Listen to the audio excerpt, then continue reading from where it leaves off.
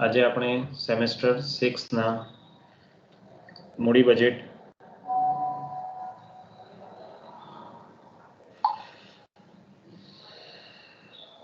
વિશે આપણે અગાઉ વાત કરી ગયા. હવે આજે આપણે દાખલા શરૂ કરીએ. બરાબર. દાખલા નંબર 1. એક કંપની કારખાનાના વિકાસની યોજના 2012-13ના વર્ષમાં અમલમાં મૂકવા માંગે છે, જેમાં રૂપિયા 50 લાખનું મૂડીરોકાણ થશે. તે યોજનામાંથી દર વર્ષે 15% ઘસારો બાદ કર્યા પછી 5 લાખનો નફો થશે. કરવેરાનો દર 50% ધારી લો. આ વિગત પરથી રોકાણ પરત મુદ્દત ગણી કાઢો. રોકાણ પરત મુદ્દત ગણી કાઢો એનો મતલબ એવો છે કે તમે કરેલું રોકાણ કેટલા વર્ષમાં તમને પરત મળશે તે આપણે ગણવાનું છે અહીં. તો સૌથી પહેલા તો આપણે કેટલીક મહત્વની વિગતો રકમમાંથી શોધી નાખવાની. કે પહેલું, કેટલા રૂપિયાનું રોકાણ કરવું પડશે, ઘસારાનો દર શું રહેશે, બરાબર, અને નફો કેટલો થશે, એ બધું આપણે ગણવું પડે. તો સૌથી પહેલા રકમ ફરી વાંચી અને જોઈએ. 50 લાખનું મૂડી રોકાણ થશે એટલે દાખલા નંબર 1, પેજ નંબર 171 પર છે. સમ નંબર 1, 171. સૌથી પહેલા મૂડી રોકાણ, જેને આપણે સંકેત આપીશું સી.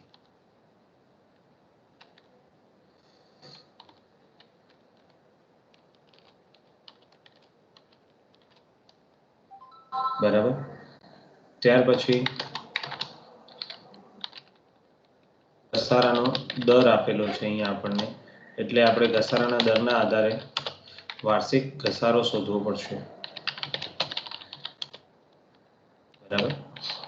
તો જો મૂડી રોકાણ, કેટલા રૂપિયા આપણને મૂડી રોકાણ આપેલું છે રકમમાં? 50 લાખનું મૂડી રોકાણ થશે અને વાર્ષિક 15% ઘસારો ગણાશે.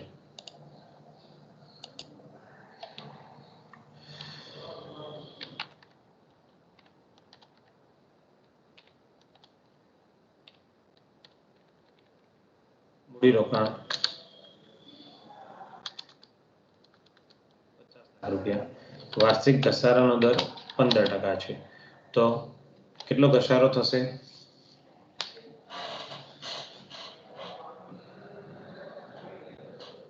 કેટલો, કેવી રીતે ઘસારો ગણશો બોલો તમે?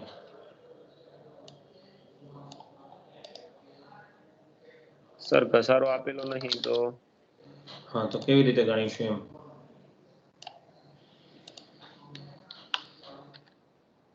સર સીધી લીટીએ ઓલું આયુષ્ય જે ધારો કે જે રકમ આપી એમાંથી ભંગાર કિંમત આપેલી હોય એ બાદ ને જેટલા વર્ષ માટે હોય એ રીતે.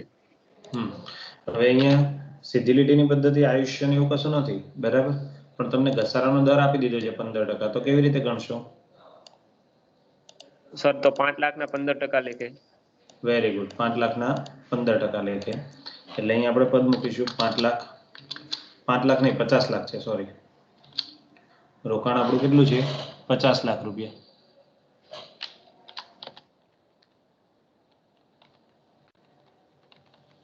ગુણ્યા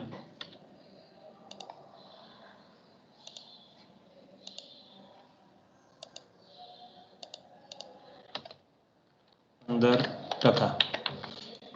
ચલો, કેટલા થશે? 50 લાખના 15%. કેટલો ઘસારો થાય? 7,50,000 રૂપિયા. કેટલો ઘસારો થશે? 7,50,000. હવે આપણને દાખલામાં ચોખ્ખો નફો પણ આપી દીધો હતો. જુઓ, કરવેરાનો દર 50% ધારી લો અને ઘસારો બાદ કર્યા પછી ચોખ્ખો નફો 5 લાખ. એટલે ચોખ્ખો નફો આપેલો છે આપણને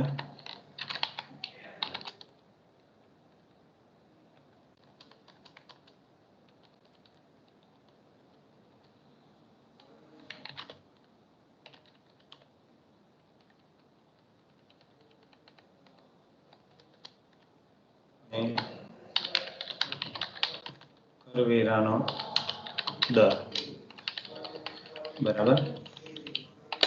ચલો ચોખ્ખો નફો આપણને કેટલો આપેલો છે 5 લાખ રૂપિયા. કરવેરાનો દર 50% ધારેલો આપણને કહ્યું છે એટલે 50% કરવેરાનો દર. હવે આપણે આ તમામ માહિતીના આધારે એક પત્રક બનાવવું પડે જેને આપણે કહીએ છીએ રોકડ પ્રવાહ દર્શાવતું પત્રક. બરાબર. આપણો કેટલો રોકડ પ્રવાહ આપણને મળશે તેનું પત્રક તૈયાર કરવું પડે. તેમાં સૌથી પહેલા આમ તો આપણું જે નફા નુકસાનનું પત્રક છે તે તૈયાર થાય એટલે વેચાણ, એમાંથી અન્ય ખર્ચા બાદ કરો એટલે ઘસારા પહેલાનો નફો મળે. ઘસારા પહેલાના નફામાંથી ઘસારો બાદ કરો એટલે ઘસારા બાદ નફો મળે. ઘસારા બાદ નફા પછી તમારે એમાં કરવેરા બાદ કરવા પડે એટલે કરવેરા બાદ નફો મળે. એટલે કરવેરા બાદ ચોખ્ખો નફો એ આપણા હિસાબી વળતરના દર એટલે કે બીજી પદ્ધતિ આપણી છે એમાં કામ લાગશે. અને એમાં એ આપણો નફો થયો એમાં આપણે ઘસારાની રકમ પાછી ઉમેરવી પડે કારણ કે ઘસારો એ ખર્ચ છે. ખર્ચના પરિણામે નફો ઘટે છે પરંતુ ધંધાની રોકડ પર કોઈ અસર થતી નથી. એટલે તમારે રોકડ પ્રવાહ કેટલા રૂપિયા રોકડા આપણને મળશે એ શોધવું હોય તો ચોખ્ખા નફામાં જે વાર્ષિક ઘસારો છે એની રકમ તમારે પ્લસ કરવી પડે. કરવેરા બાદના નફામાં વાર્ષિક ઘસારાની રકમ પ્લસ કરો એટલે આપણને આવક રોકડ પ્રવાહ મળે અને એના આધારે આપણે પરત મુદત સમય ગણી શકીએ છીએ. એટલે સૌથી પહેલા તો આપણને દાખલામાં કયો નફો આપ્યો છે, ચોખ્ખો નફો કયો આપ્યો છે, તો અહીં આપણને જો રકમ તમે જોઈ હોય તો ઘસારો બાદ કર્યા પછીનો નફો છે. એટલે આપણે અહીંયા સુધારો કરીએ થોડો એટલે તમને બહુ સ્પષ્ટ થાય. ઘસારા બાદ ચોખ્ખો નફો. બરાબર.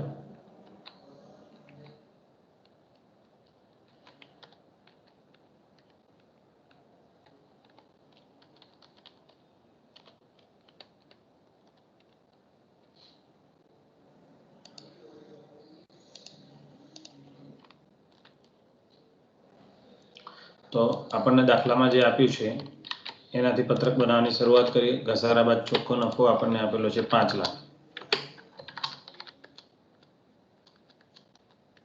બરાબર.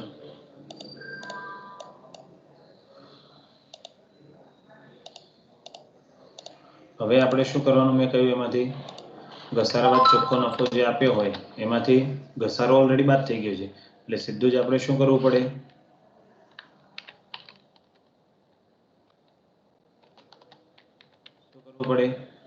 બાદ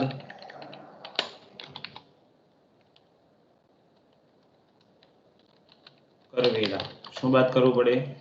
કરવેરા. તો કરવેરા આપણે ગણીએ તો નફો આપણો 5 લાખ ગુણ્યા કરવેરાનો દર આપણી પાસે ઉપર લખેલો જ છે. હવે અહીંયા રકમ તમારે કંઈ શોધવાની જરૂર નહીં પડે. આપણે રકમની તમામ વિગતો અહીં લઈ લીધી છે 50%. એટલે 5 લાખના 50% એટલે 2,50,000 રૂપિયા. તો આને આપણે કરવેરા બાદનો ચોખ્ખો નફો કહીએ છીએ જેને અંગ્રેજીમાં સંકેત છે PAT, પ્રોફિટ આફ્ટર ટેક્સ. આને શું કહીએ છીએ? PBT, profit before tax. તો એમાંથી આપણે બાદ કરીએ એટલે 5 લાખનો કુલ નફામાંથી આપણે 50% કરવેરા બાદ કર્યા એટલે આપણો નફો જે આવે છે તે 2.5 લાખ રૂપિયા કરવેરા બાદનો ચોખ્ખો નફો આવે. હવે એમાં આપણે ઉમેરવા પડે. ઉમેરો વાર્ષિક ઘસારો. શું ઉમેરવું પડે? આપણે વાર્ષિક ઘસારો ઉમેરવો પડે. તો વાર્ષિક ઘસારો આપણને આપેલો છે 7,50,000 આપણે શોધી લીધેલો છે. જો 50 લાખના 15% પ્રમાણે 7,50,000 શોધેલા છે તો ઉમેરવાના છે એટલે 2.5 લાખ પ્લસ 7,50,000 કરીએ એટલે 10 લાખ રૂપિયા આપણને મળે છે. આને આપણે કહીએ છીએ વાર્ષિક રોકડ પ્રવાહ બરાબર છે. એટલે આપણને જે આખા વર્ષમાં રોકડ સ્વરૂપે ચોખ્ખી આવક જે થવાની છે તે એક વર્ષમાં 10 લાખ રૂપિયા થવાની છે. હવે આપણે પરત સમય જે શોધવો છે એનો ગણતરી કરીએ તો રોકાણ પરત મુદત ગણવી છે. રોકાણ પરત મુદત બરાબર. હવે આપણે એનું સૂત્ર લઈએ તો રોકાણ પરત મુદત બરાબર કુલ રોકાણ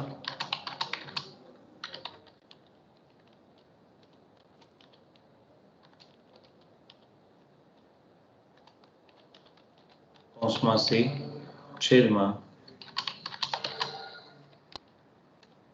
વાર્ષિક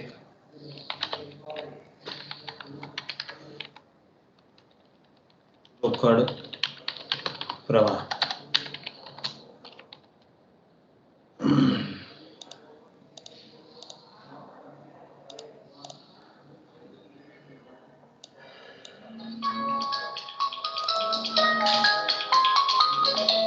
વાર્ષિક રોકડ પ્રવાહ બરાબર.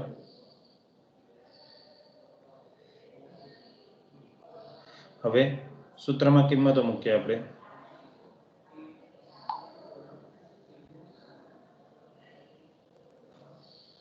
સૂત્રમાં કિંમતો મૂકીએ.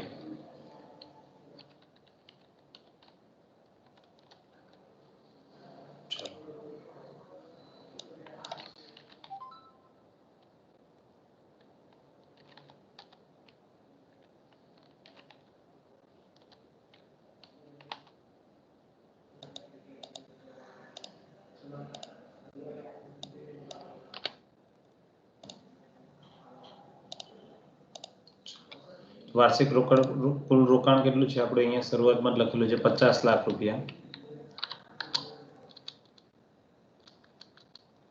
વાર્ષિક રોકડ પ્રવાહ આપણે શોધ્યો 10 લાખ રૂપિયા. તો કેટલો જવાબ આવશે? ભાગાકાર કરો. એક વર્ષમાં તમને 10 લાખ રૂપિયા મળે છે. તમારે 50 લાખ રૂપિયા ભેગા કરવાના છે. તો કેટલા આવશે? 5 વર્ષ આવશે. એટલે અહીંયા લખી દઈએ આપણે 5 વર્ષ.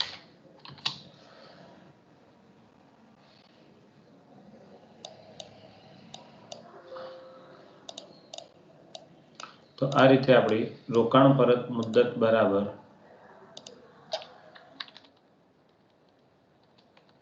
તમે જે મિલકતમાં પૈસા રોકો છો તે તમને 5 વર્ષમાં પરત મળશે એવું આ રીતે આપણે ગણતરીના આધારે શોધ્યું. આ રીતે તમારો આ દાખલો અહીં પૂરો થાય. કોઈ કન્ફ્યુઝન હોય, કોઈ ખબર ન પડી હોય તો બોલો. પહેલો દાખલો છે એટલે આપણે વધારે પડતું થોડુંક એકદમ શાંતિથી ગયા છીએ. તમામ દાખલામાં રોકાણ પરત મુદત શોધવા માટે આ જ રીતે તમારે ખાસ આ રોકડ પ્રવાહનું પત્રક તો તૈયાર કરવાનું જ. બરાબર. એમાં ખાસ આ તમારે કયો નફો આપ્યો છે. બરાબર. ઘસારા પહેલાનો નફો હોય તો પહેલા ઘસારો બાદ કરવાનો, પછી એ ઘસારા બાદનો ચોખ્ખો નફો કહેવાય, પછી કરવેરા બાદ કરવાના એટલે કરવેરા બાદ ચોખ્ખો નફો કહેવાય. એમાં વાર્ષિક ઘસારો ઉમેરો એટલે આપણો વાર્ષિક રોકડ પ્રવાહ જેને કેશ ફ્લો કહીએ છીએ. બરાબર. ચલો આમાં ક્યાંય કન્ફ્યુઝન હોય, ન ખબર પડી હોય તો બોલો. હા સર. ખ્યાલ આવી ગયો? હા સર.